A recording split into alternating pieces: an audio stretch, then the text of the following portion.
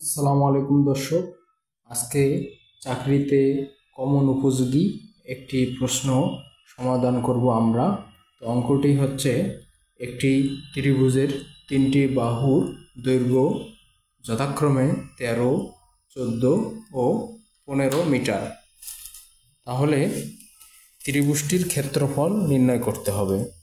তো ত্রিভুজের এটা আমরা দেখতে পাচ্ছি বাহুর দৈর্ঘ্যগুলো কারোর সাথে কারো মিল নেই, তার মানে এটা বিষমবাহু ত্রিভুজ। তো বিষমবাহু ত্রিভুজের তিনটা বাহু এ এক সমান হলো 13 মিটার, বি সমান হচ্ছে 14 মিটার, আর সি সমান হচ্ছে 15 metre.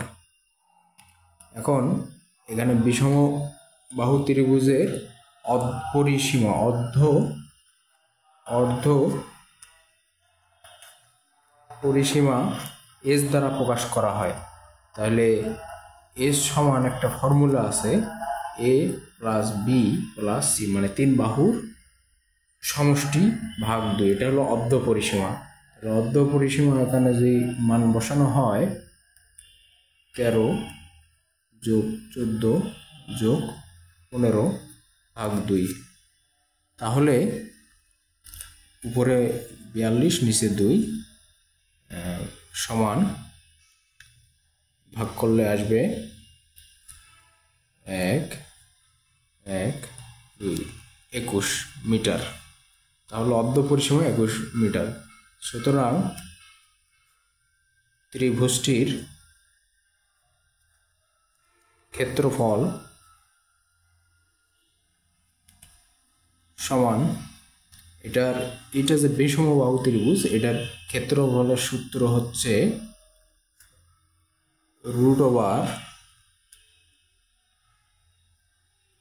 √s into s minus a into s minus b into s minus c।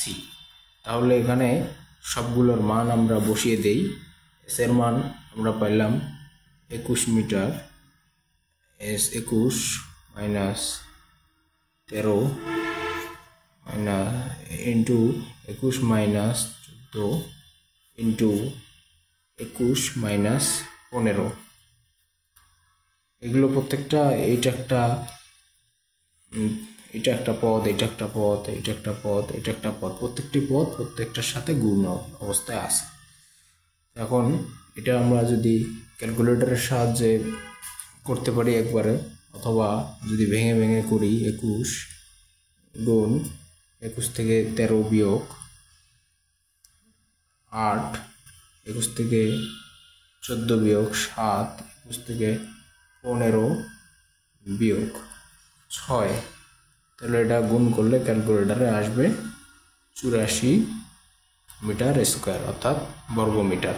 তাহলে সুতরাং নির্ণয় ত্রিভুজটির ক্ষেত্রফল 84 বর্গ মিটার। তো সকলকে ধন্যবাদ ভিডিওটি দেখার জন্য।